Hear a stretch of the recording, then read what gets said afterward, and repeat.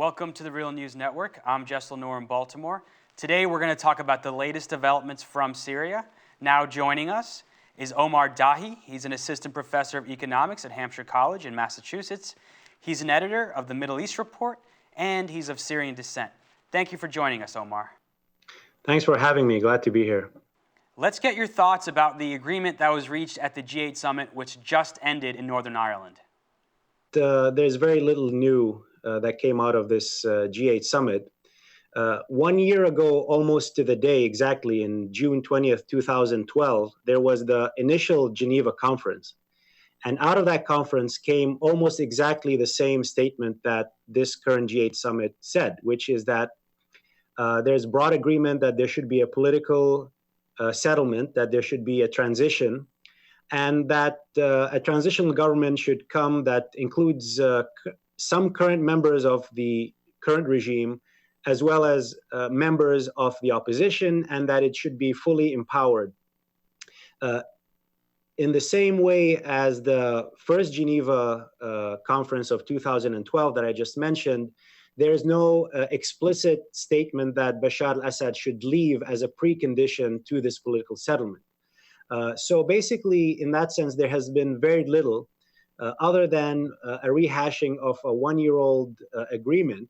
And over this past year, the big difference is that the violence has escalated dramatically. The humanitarian tragedy has increased. The United States has tried increasingly to take control over from its allies in the region, from Qatar and Saudi Arabia. We've seen Qatar marginalized and Saudi Arabia now coming more to the forefront.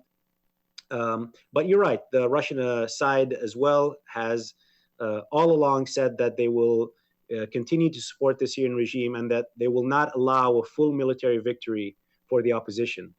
In many ways, the broad parameters for the agreement are still there. The question is, how do you actually put this settlement into execution? And that is still up in the air.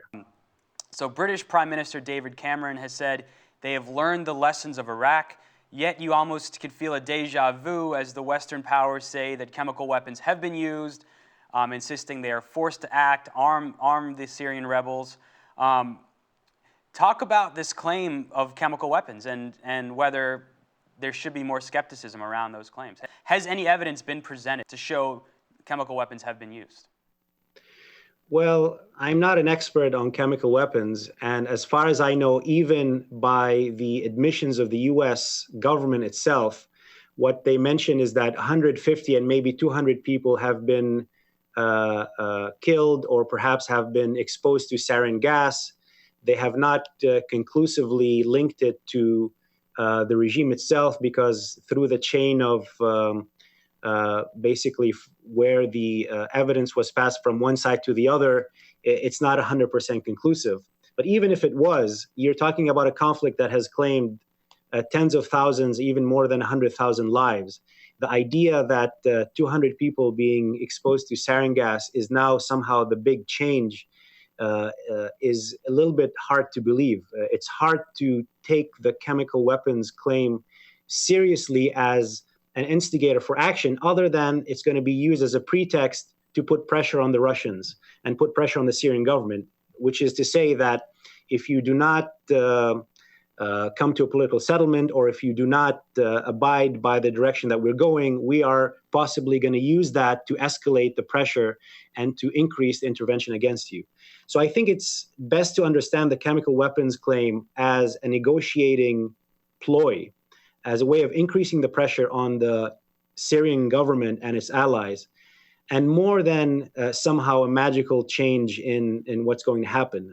The US may use it to justify all sorts of things, but in light of all the different things that have taken place in the Syrian conflict so far, it's hard to take it seriously in the way that they're presenting it. And finally, what does this mean for the people on the ground in Syria? What does it mean for people living in refugee camps, people that are displaced, people that are on the front lines of the conflict?